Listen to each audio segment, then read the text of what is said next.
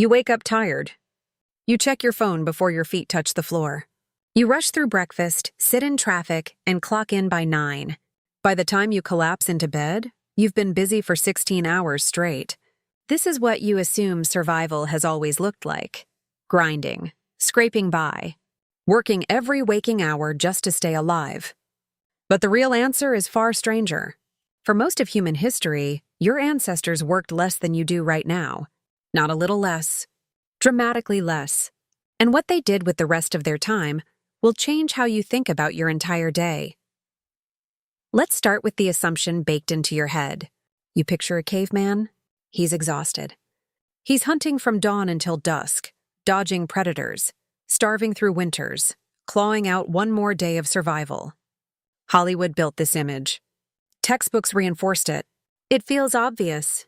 Life before agriculture must have been brutal, so every hour must have gone toward staying alive. Right? Wrong. In the 1960s, an anthropologist named Marshall Solins looked at data collected from hunter-gatherer societies still living traditionally, and he published a theory that flipped this assumption on its head. He called it the original affluent society. Not affluent because they had more stuff. Affluent because they had more time. Solins found that many hunter-gatherer groups spent somewhere between 2 and 4 hours a day on subsistence activities. Finding food, building shelter, making tools. That's it. The rest of the day was theirs. Think about that number.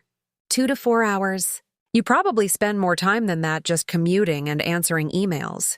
Your ancestors, without supermarkets, without refrigeration, without a single modern convenience, worked a shorter day than you do. How does that make any sense? It makes sense once you understand what enough meant to them. Modern life runs on an idea of infinite wants. You always need more. More money, more stuff. More status. But a hunter-gatherer band wasn't playing that game. Once they had enough food for the day, they stopped. There was no incentive to stockpile, because most food couldn't be stored, and there was no economy that rewarded hoarding. Enough was enough. So they stopped working and did something else. What did they do with those extra 10, 12, 14 hours? Here's where it gets interesting. Richard Lee, another anthropologist, spent time in the 1960s living among the Juhuansi people, sometimes called the Kung, in the Kalahari Desert of southern Africa. He tracked their daily activities in painstaking detail, writing down what people did hour by hour. What he found wasn't a population fighting for survival every waking moment. He found a population that rested, that socialized, that told stories, made music, cared for children collectively, groomed each other, napped in the shade, and simply talked. A lot. Conversation, it turns out, was one of the primary activities of the human day for the vast majority of our existence. Pause on that for a second. Talking. Just talking. Not building empires. Not optimizing productivity. Talking to the people around you for hours every single day. You might be thinking this sounds too easy, too romantic. Surely there's a catch. And there is one, but it's not the one you'd expect. Life expectancy was shorter. Infant mortality was higher. A bad season could still mean real hardship. Nobody is arguing prehistoric life was paradise.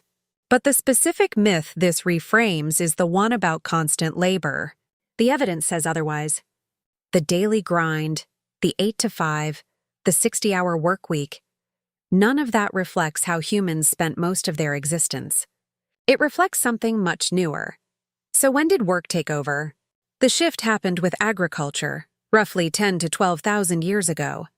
Once humans started farming, everything changed. Crops needed constant tending. Fields didn't forgive a missed week the way a forest full of roots and berries did. Storage created the concept of surplus, and surplus created the concept of ownership, and ownership created the incentive to work harder than you needed to, because now more was always better. A granary could be raided. A granary could be taxed. A granary needed guarding, counting, and defending. And none of those jobs existed when food simply grew wild and belonged to no one. Anthropologist James Sussman, who has spent decades studying the Juhuansi and writing about the deeper history of work, argues that agriculture didn't just change what humans ate. It changed what humans believed about time itself. Suddenly, idle hours felt wasteful instead of natural. Suddenly, rest had to be earned instead of assumed. A farmer standing still is a farmer losing daylight.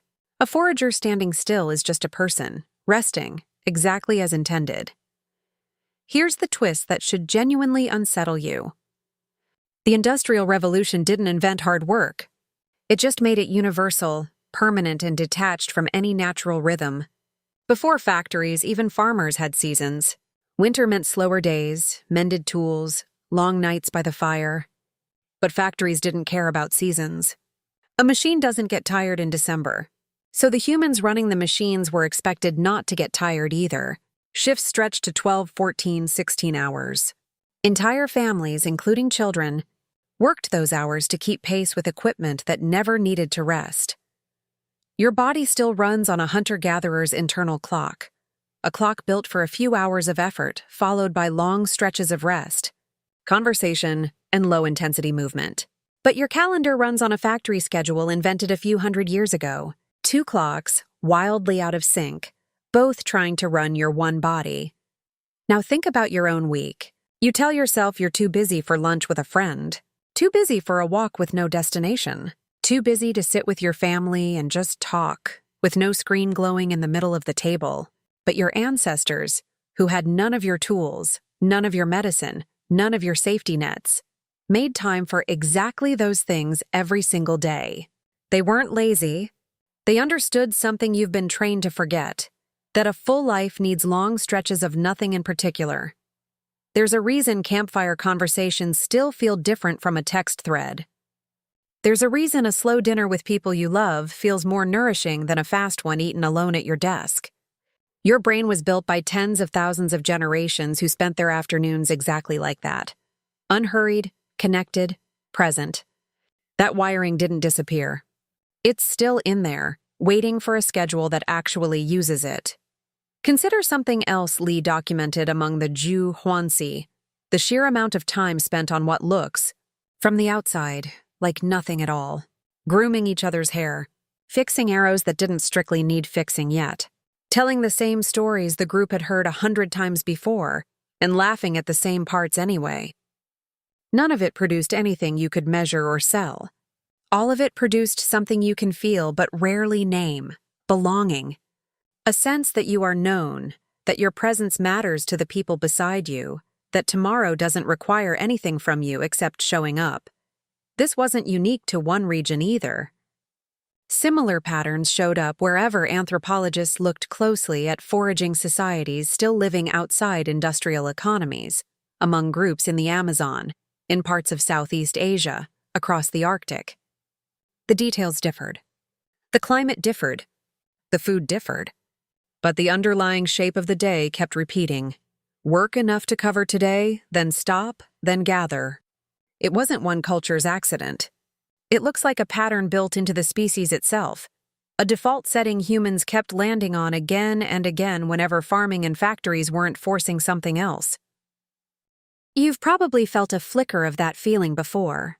Maybe on a long weekend with old friends, when the schedule finally falls away and conversation just unspools for hours. Maybe on a holiday, sitting around a table long after the food is gone. That feeling isn't a rare treat you occasionally earn. For most of human history, it was Tuesday. It was Wednesday. It was every ordinary day of the week. So why does modern life feel like the opposite? Partly because of scale. A hunter-gatherer band numbered in the dozens. Everyone knew everyone. There was no anonymous crowd to keep up with, no algorithm ranking you against strangers on the other side of the planet. Comparison was local, small, and survivable. Today, you're not just comparing yourself to your neighbor. You're comparing yourself to millions of curated lives on a screen, and that comparison never sleeps, never takes a season off, never says enough is enough. There's a physiological piece to this too, one that researchers studying stress hormones have circled for decades. Chronic, unbroken activity keeps a particular stress hormone, cortisol, elevated far longer than it was ever meant to stay elevated. Cortisol is useful in short bursts. It sharpens focus during a hunt, a threat, a genuine emergency. But it was never designed to stay switched on for 8, 10, 12 hours a day, 5 days a week, for decades. Your ancestors experienced spikes of that hormone during a hunt or a sudden danger, and then it dropped because the danger passed and the afternoon returned to rest. Your version of that hormone spikes during a meeting, stays up through your commute, climbs again at your inbox, and rarely gets the long, unstructured stretch of calm it was designed to fall back into. The chemistry hasn't changed in 40,000 years. Only the schedule has. This doesn't mean quitting your job and walking into the woods. That's not the point, and it wouldn't work anyway. The point is smaller and much more useful. Somewhere inside your week, there is room to protect a version of that ancient rhythm. An hour of real conversation with no purpose except connection. A walk that isn't about steps or calories. An afternoon where nothing gets optimized. These aren't luxuries you're squeezing in around real work. For most of human history, they were the actual point of being alive, and work was the thing squeezed in around them. It helps to notice how small the actual ask is. Solons wasn't describing people meditating for hours or retreating into silence. He was describing people doing ordinary things together, slowly, without a clock pressuring them to finish. You don't need a Kalahari desert to recreate that. You need an evening with your phone face down. You need one meal a week where nobody is rushing to the next thing. You need a conversation that's allowed to wander instead of racing toward a point. Somewhere between the savannah and the smartphone, the ratio flipped. Rest became the exception. Labor became the default. But the person reading this right now still carries the same brain, the same nervous system, the same need for slowness that your ancestors had. You just inherited a schedule that has almost nothing to do with it. So tonight, when you finally sit down after another 16-hour day, remember this. You weren't built for that pace. You were built to be you,